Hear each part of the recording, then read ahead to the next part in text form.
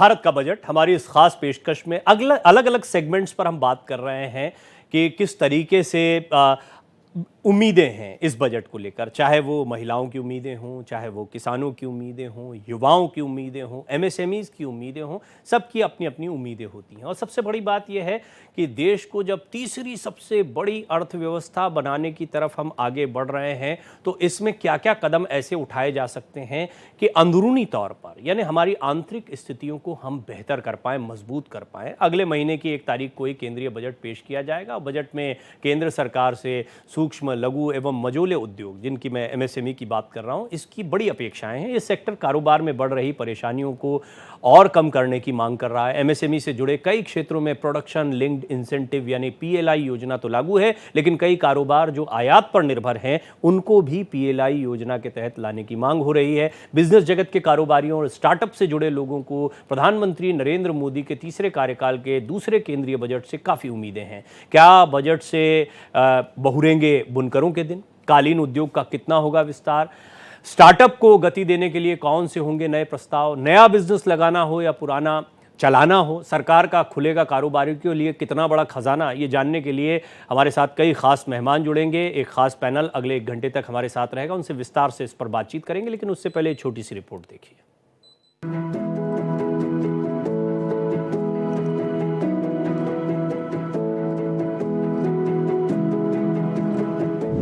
Budget में बहुरेंगे बुनकरों के दिन।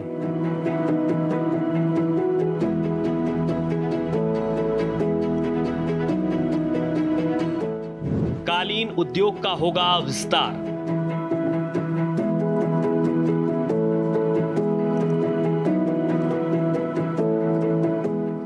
सरकारी मदद से बढ़ेगा निर्यात।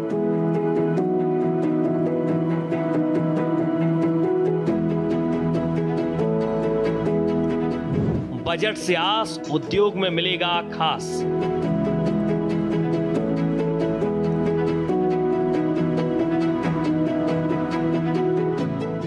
बजट में मिल सकती हैं बड़ी सौगातें।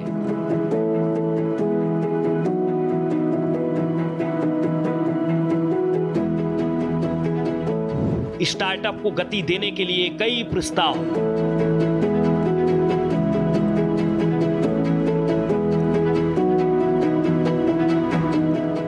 स्टार्टअप से जुड़े युवा होंगे हैप्पी।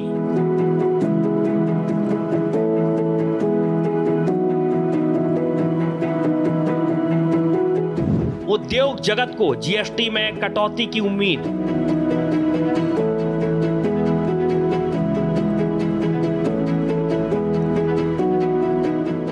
छोटे और मझोले उद्योगों को बजट में क्या चाहिए?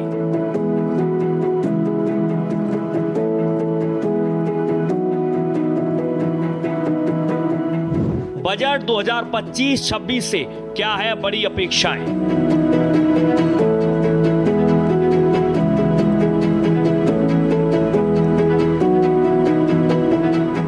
क्रेडिट फ्लो बढ़ाने की जरूरत पर बल।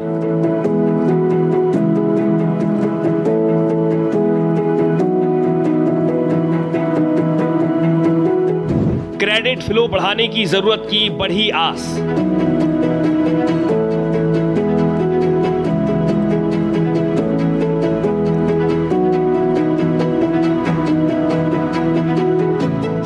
नया बिजनेस लगाना हो या हो पुराना,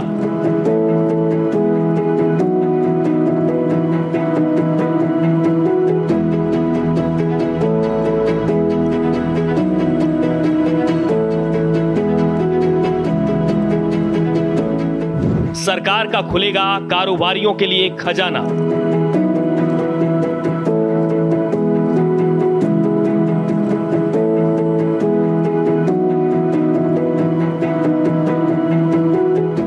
बजट में विजन 2047 की दिखेगी झलक।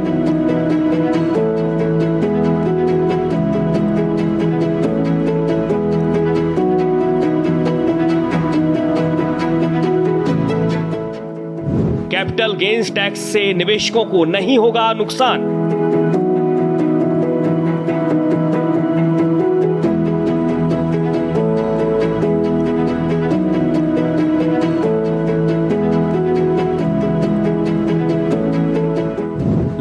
टर्म नजरिए से प्रोग्रेसिव बजट।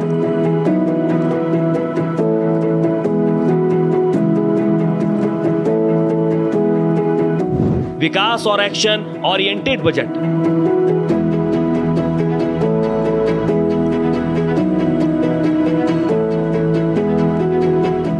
विकसित भारत 2047 की विजन पर विश्वास।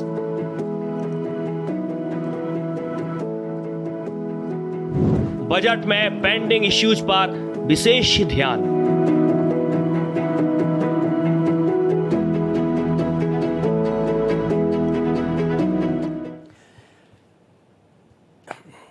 ये कुछ पॉइंटर्स हैं, कुछ महत्वपूर्ण बातें हैं, इसको थोड़ा डिटेल में समझेंगे क्योंकि एमएसएमई एक बहुत ही महत्वपूर्ण विषय है। इसको लेकर सरकार का भी बड़ा जोर है क्योंकि रोजगार के लिए भी ये एक नई राह खोल सकता है। इसी तरह ODOP, one district one product, इस पर भी बड़ा जोर रहा है और लगभग उसके इर्द गिर्द है। या स्टार्टअप की आप मुहिम देखते हैं, इन्हें छोटे व्यवसायियों को बढ़ावा देना, ये एक बड़ा मकसद दिखाई पड़ता है। इस पर एक्सपर्ट से बात करें उससे पहले मुंबई के लोगों ने भी आगामी बजट को लेकर अपनी राय दी है। उनका कहना है कि देश में एक ही तरह की जीएसटी होनी चाहिए और क्या अपेक्षाएं उनकी, क्या कुछ वो सोचते हैं बजट के बारे में, आप भी सुनिए। एज ए बिजनेसमैन मैं बता सकता हूँ कि जीएसटी के जो स्लैब्स है वो बहुत ज़्यादा है। उसके में वो स्लैब्स के अंदर गवर्नमेंट को सोचना चाहिए कि उसको एक नीचे लेके आ जाए। वो बजट में तो काफ़ी कुछ चेंज चाहते हैं कि काफ़ी रिलीफ होना चाहिए एवरीवेयर। हमने देखा है कि टैक्स पॉलिसीज़ काफ़ी जगह इम्पोज हो चुकी है, तो कुछ उसमें कुछ डिस्काउंट्स तो चाहिए। उम्मीद सरकार से हमें यही है कि ये जीएसटी का झंझट है वो एक ही हो जाना चाहिए। एक कोई भी ऐसे कॉमन रखेंगे ना जीएसटी, सारी दुनिया भरेगी। और ये लोग बोलते हैं ना कि कोई बहुत गिने चुने लोग भरते हैं, ऐसी गलत बात है। हर कोई भी बंदा जितना भी आता है यहाँ पे, कोई भी चीज़ वस्तु खाता है जीएसटी पहले लग के आ जाती है। तो कोई ऐसा नहीं है कि जीएसटी नहीं भरता है। तो इनको तो है ना इतना कर देना चाहिए ना मिनिमम, मतलब कि सारी मतलब इंडिया की सारी पब्लिक भरे। एक कॉमन अगर जीएसटी कर देगा, जैसे टीडीएस 5% पहले था, अभी नॉर्मल 2% कर दिया है कॉमन सबके लिए। जैसे जीएसटी अगर एक कॉमन कर देगा तो जो आम पब्लिक है जो चोरी करते हैं जीएसटी नहीं भर पाती है, एटलीस्ट वो भी जीएसटी भरने के लिए कंफर्टेबल हो जाए। बाहर के बजट में बदलाव ऐसा होना चाहिए जो आम पब्लिक परेशान होती है, ऐसी सुविधा लाए ताकि आम पब्लिक को तकलीफ ना हो। इस बार जो भी बजट पेश हुए, सरकार से ऐसी उम्मीद है कि जो जीएसटी है बहुत सी खाने पीनों की चीज़ें पे उस पर नहीं लगनी चाहिए या कम होनी चाहिए। बाकी सेक्टर पे सरकार को थोड़ा पढ़े लिखे लोगों को रोजगार के बारे में सोचना चाहिए, काम धंधे के बारे में सोचना चाहिए।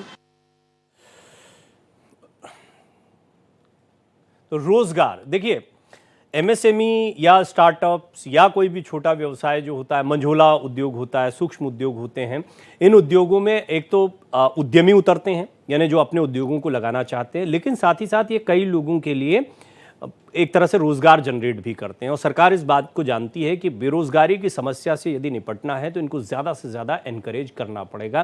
प्रोडक्टिविटी को बढ़ाना है, निर्यात को बढ़ाना है, तो इनको एनकरेज करना पड़ेगा और इसलिए इस पर विशेष ध्यान रहा है। फिर भी अपेक्षाएं क्या है, वर्तमान स्थिति क्या है, वो इंडस्ट्री के लोगों से जानेंगे, समझेंगे तो बेहतर चीज़ें सामने आएंगी। जैसे पूरन डाबर जी मेरे साथ जो कि उद्यमी हैं वो जुड़ रहे हैं, साथ ही साथ में अनंत राम वरियूर जी उद्यमी हैं वो भी जुड़ रहे हैं। पूरन जी आपका बहुत बहुत स्वागत है, अनंत राम जी आपका बहुत बहुत स्वागत है। और मैं पूरन जी आपसे शुरुआत करना चाहूँगा क्योंकि आप थोड़ा सा क्योंकि इंडस्ट्री को समझते हैं तो आप बेहतर हमें इस पर दिशा निर्देश दे पाएंगे या बता पाएंगे कि एग्जैक्टली एमएसएमई को लेकर सरकार की क्या सोच है, छोटे मझोले उद्योगों को बढ़ावा देने के लिए किन प्रयासों की ज़रूरत है और आने वाला समय आप इसके लिहाज से कैसे देखते हैं? देखिए, बहुत बड़ी संभावनाएं भारत में हैं और जिस तरह से देश में तेजी से अर्थव्यवस्था बढ़ रही है और अर्थव्यवस्था के साथ में जो मिडिल इनकम ग्रुप की इनकम जो बढ़ रही है, उसमें भारत सबसे बड़ी मार्केट के रूप में उभर रहा है और पूरा विश्व भारत की ओर देख रहा है। मुझे लगता है कि जितनी संभावनाएं अभी इस समय हैं, जिसको अमृतकाल कहा जाए, तो इसमें कहीं अतिशयोक्ति नहीं होगी। और जितना जोर एमएसएमई पर सरकार दे रही है इस समय पर, और एमएसएमई के साथ में जो स्किल डेवलपमेंट पर जो प्रयास किए जा रहे हैं, मुझे लगता है कि बहुत बड़ा अंतर आने वाला है इस पर। और लगातार सरकार प्रयास कर रही है कि नए स्टार्टअप्स को, नए नए उद्योगों को, छोटे उद्योगों को किस तरह से आगे बढ़ाया जाए। उसके लिए बैंक में फाइनेंसिंग की व्यवस्था भी, लिक्विडिटी की व्यवस्था भी बेहतर की गई है।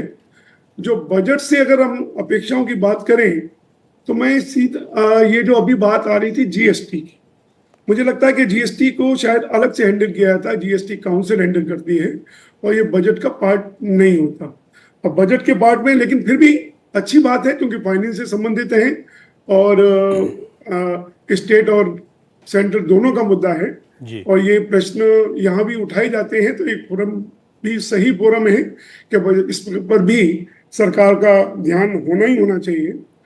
हमारा ये है कि अपेक्षा सरकार से इस बजट में जो अपेक्षा है, मुख्य अपेक्षा ये है कि जितने भी कंज्यूमर प्रोडक्ट्स हैं, कंज्यूमर प्रोडक्ट्स के ऊपर जितनी ड्यूटी ज्यादा से ज्यादा लगाई जा सके लगाई जाए और उनके पास टैरिफ और नॉन टैरिफ बैरियर्स दोनों ही लगने चाहिए ताकि भारत में मेक इन इंडिया हो सके, यहाँ प्रोडक्शन बढ़ सके।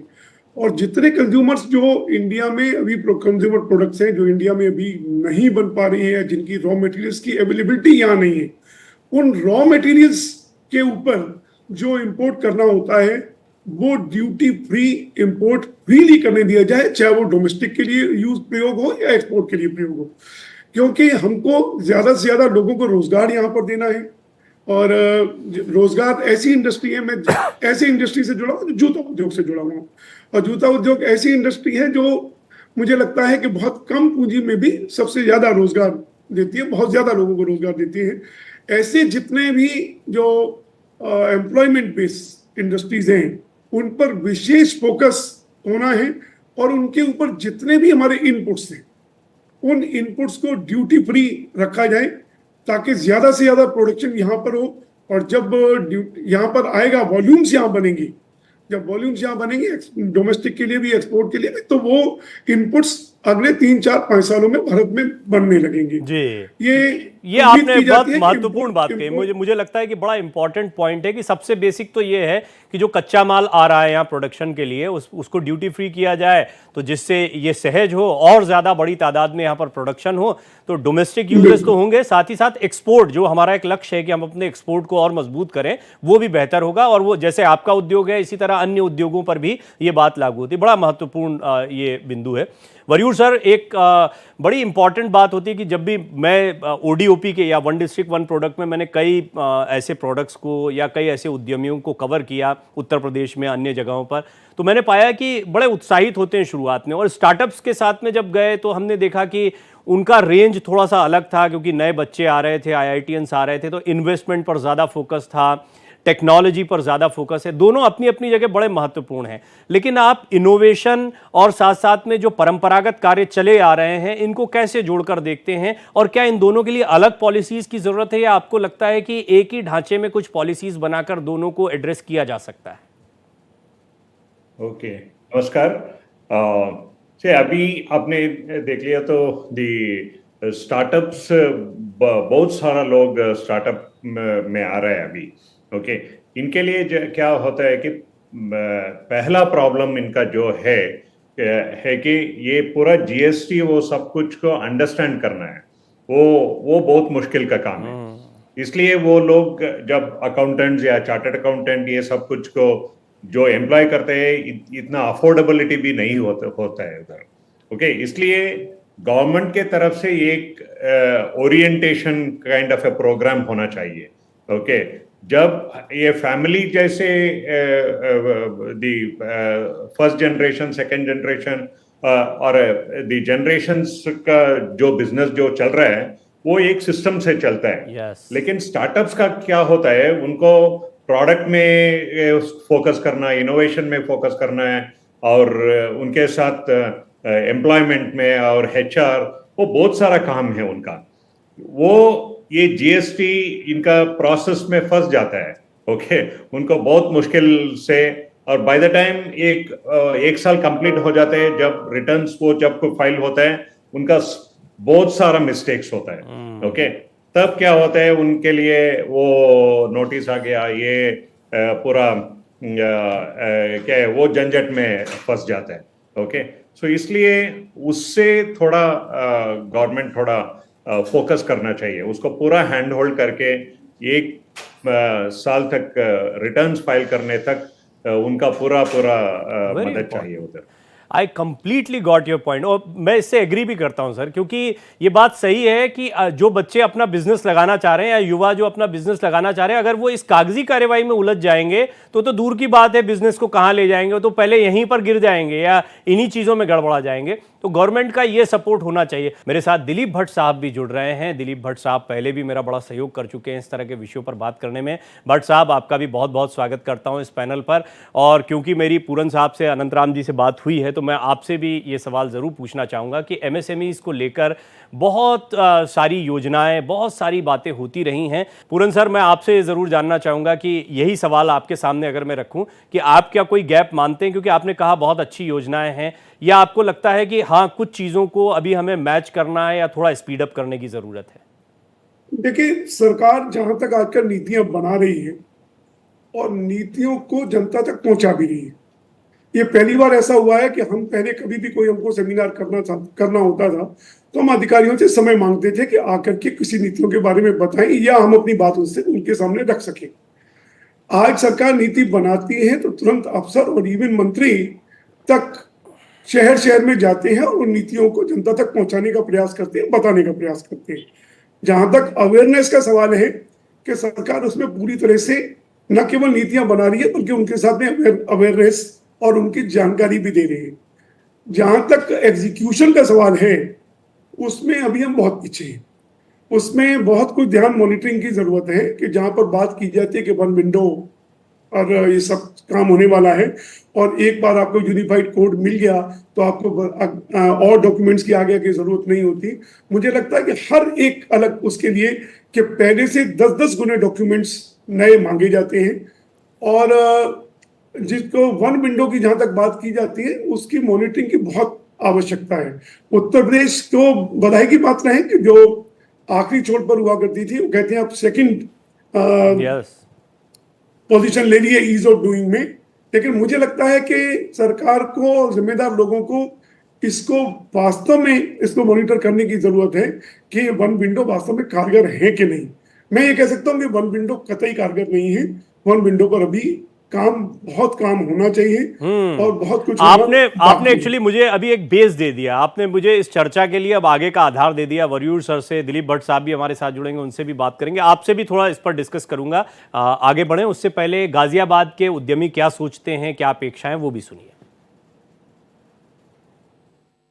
1 तारीख को केंद्र सरकार का पहला बजट पेश होने जा रहा है, जिसको लेकर उद्योगपति क्या कुछ समझते हैं, क्या उद्योगपति के लिए इस बजट में होने वाला है और क्या उम्मीद इस बजट से रखते हैं। तो ज़्यादा बातचीत करने के लिए हमारे साथ उद्योगपति मौजूद हैं, सीधा बातचीत करेंगे और जानेंगे। पिछले कई बजट में इंडस्ट्री को जो उम्मीद थी वो हम लोगों को कोई उसमें लाभ नहीं मिला। तो इस बार हमारी बहुत उम्मीद है, सरकार से आशा है कि इंडस्ट्री को ईजी ऑफ डूइंग बिजनेस, जो माननीय प्रधानमंत्री जी का विज़न है, उस पर ये लोग ध्यान देंगे। कुछ टैक्स स्लैब कम करेंगे और कुछ चीज़ों में जीएसटी की दरों को कम करेंगे।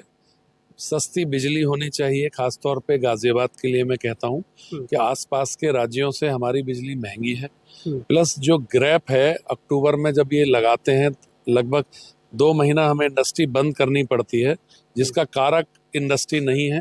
तो बजट में पॉल्यूशन को भी कम करने के लिए कुछ ना कुछ विचार किया जाएगा, ये हमारी मांग है। कि आप पीएनजी के लिए कहते हैं कि यूज़ करो, जनरेटर्स पे भी और बॉयलर्स पे भी। पीएनजी का रेट एनसीआर में सबसे ज़्यादा है, जैसे कि आगरा में है और भी कई जगह पे रेट कम है, हमारे यहाँ बहुत ज़्यादा है, जिससे हमारी जो कॉस्टिंग है बहुत बढ़ जाती है। पीएनजी पे जीएसटी लगा हुआ है, जीएसटी भी मतलब वैट लगता है, जीएसटी लगना चाहिए जिससे व्यापारियों को कुछ राहत मिल सके। जीएसटी लगा था तो सरकार का आश्वासन था कि जब हमारे पास रेवेन्यू ज़्यादा आएगा तो उसको हम कम करेंगे, तो 18% जीएसटी लगा दिया गया। अब सरकार का रिकॉर्ड तोड़ रेवेन्यू आ रहा है, तो इसको सरकार से अनुरोध है हमारा कि 18% की जगह इसको 12% किया जाए। स्टील मैन्युफैक्चर और अदर आइटम जितने भी हैं, उससे गवर्नमेंट, सरकार का जो है रेवेन्यू बढ़ेगा, घटेगा नहीं कम करने से। हम उद्योगपतियों के द्वारा और सभी जगह से इतना रेवेन्यू इनको मिल रहा है उस पे, लेकिन जो खर्च जो है वो हमारे ऊपर ना होके उद्योगपतियों के ऊपर कम हो रहा है, इंडस्ट्रीज पे कम हो रहा है और दूसरी जगह ज़्यादा हो रहा है। तो हम ये चाहेंगे कि उसका एक कुछ परसेंटेज इंडस्ट्रियल एरियाज पे भी होना चाहिए।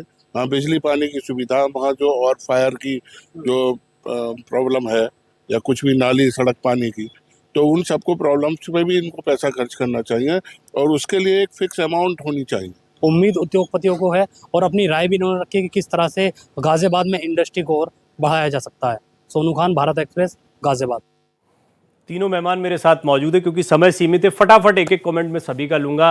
दिलीप भट्ट साहब, क्योंकि आपसे पहले कनेक्ट नहीं हो पा रहे थे, मुझे बताएं कि सरकार की योजना बहुत स्पष्ट है, एमएसएमई बड़ी महत्वपूर्ण है, गैप कहां पर आ रहा है कि हम वो डिजायर्ड रिजल्ट नहीं पा पा रहे हैं, या आपको लग रहा है कि रिजल्ट जो है वो ठीक है, एक्सपेक्टेड लाइन पर है? वरियूर सर, आप इस सवाल का जवाब दें, ये सवाल आपसे।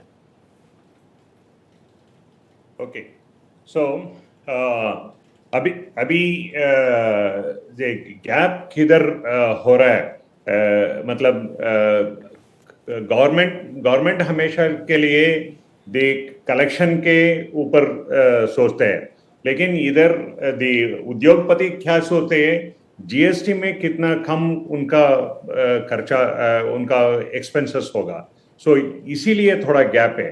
और मेजर प्रॉब्लम जो क्या होता है कि reconciliation of GST.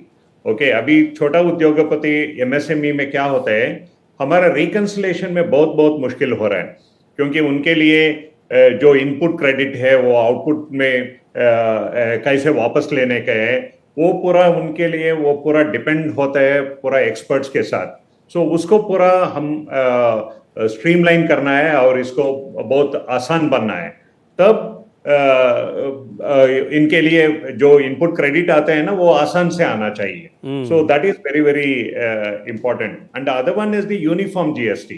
So there has to be a proper uniform GST across the country so that अभी एक MSME 3-4 शाखा खोल दिया तो डिफरेंट स्टेट में सभी जगह में उनका एक GST नंबर लेना पड़ेगा, उसका रिकंसिलेशन होना, उसका इनपुट क्रेडिट लेना। सो ये पूरा सिस्टम को थोड़ा स्ट्रीमलाइन करने में मुझे आपकी और पूरन सर की दोनों की बात में एक कॉमन फैक्ट ये समझ में आया कि ये जो कागजी कार्यवाही, जिसको हम गुजरे जमाने में लाल फीता शाही बोलते थे, आजकल बेशक डिजिटाइज हो गया, लेकिन इसके बावजूद इसमें जो हर्डल्स आती हैं और जो कॉम्प्लिकेशंस हैं वो जब तक दूर नहीं होंगे तब तक काम करना आसान नहीं होगा। और ये हर्डल दूर हो जाए तो सरकार ने तो योजनाएं बनाए रखी हैं, वो तो बाहें खोलकर एमएसएमईज का और छोटे मझोले उद्योगों का स्वागत कर रही है।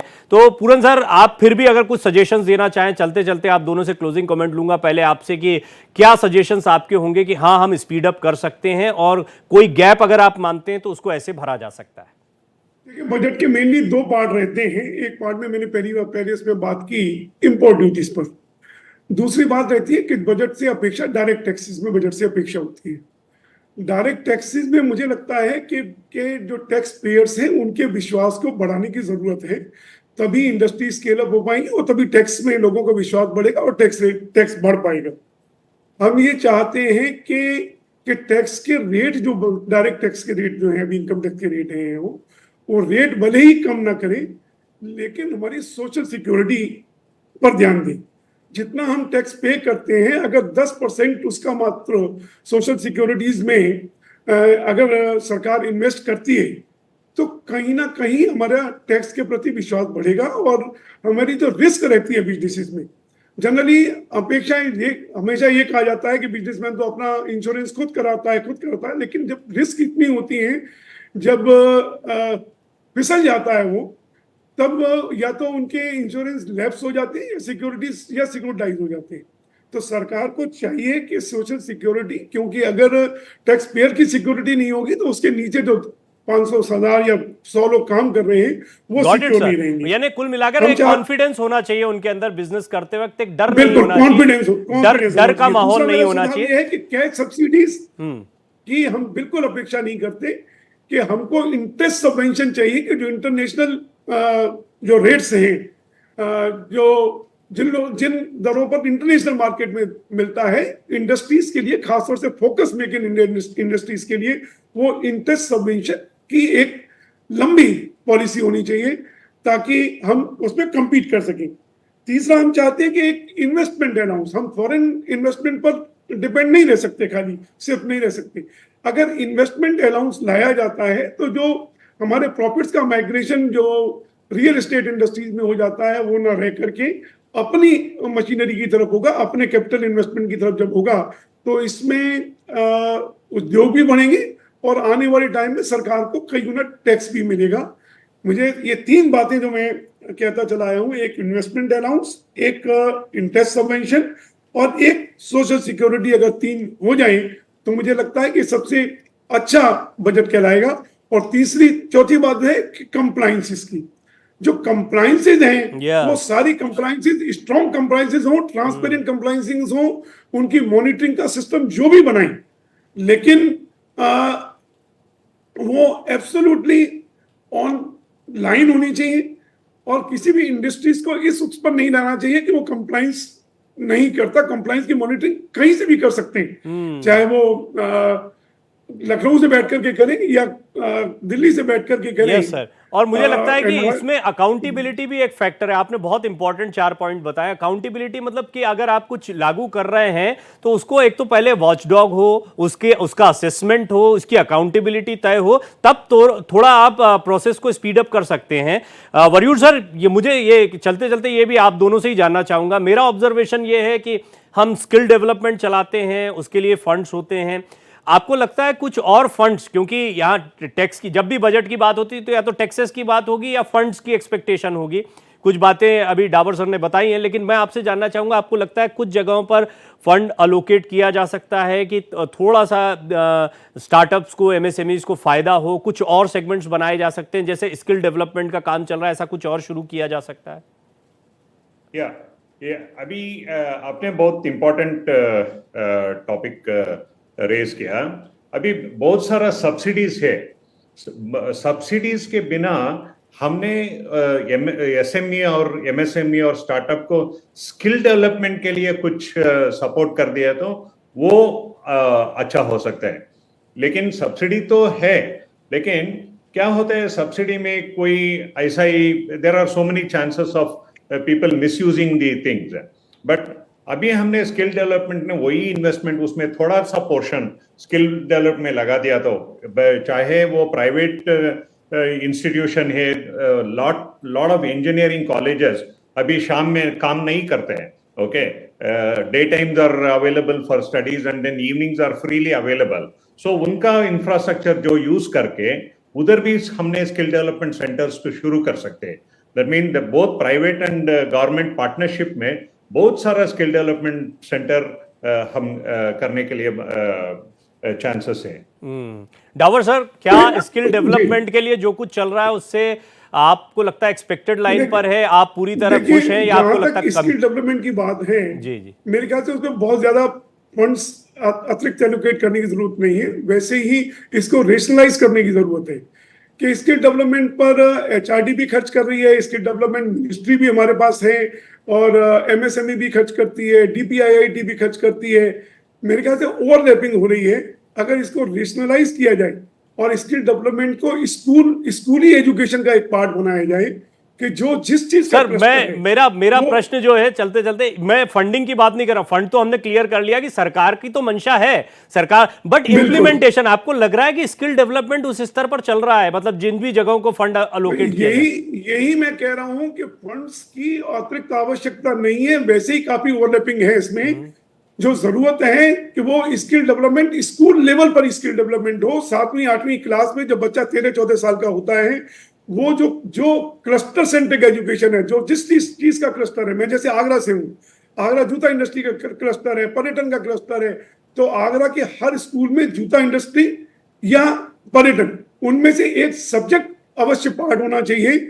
और ये जो पैसा है वो रेशनलाइज हो जाएगा। स्कूल जो एमएसएमई जो टूल रूम बनाती है वो क्लासरूम को टूल रूम में कन्वर्ट करेगी, और इसको जो एक वर्कफोर्स ढूंढने की जो जरूरत पड़ती है कि सर्टिफिकेशन जो बांटने पड़ते हैं वो ना बांट करके, जब स्कूल्स में अगर ये इंडस्ट्री एजुकेशन होगी तो मुझे लगता है जो ड्रॉप बहुत अच्छा आपका ये सुझाव, बल्कि इनफैक्ट मैं आगरा में मैं लोहे की इंडस्ट्री को भी देखता हूँ, लोहे का काम भी बहुत काफी जगहों पर छोटे छोटे उद्योगों में, गलियों में देखता हूँ मैं कि कई जगहों पर होता है। बहुत बड़ी इंजीनियरिंग इंडस्ट्री है आगरा में, घर घर में जनरेटर बनते हैं, घर घर में एग्रीकल्चर इंजीनियरिंग प्रोडक्ट बनते हैं, बड़ी इंडस्ट्री है। इसमें वो थोड़ा सा सेटबैक लगा था टीटीजेड की वजह से उसमें, लेकिन गैस के साथ में फर्नेसेस अभी चल रही हैं, गैस की फर्नेसेस, और उस पर भी बड़ी तेजी से काम हो रहा है।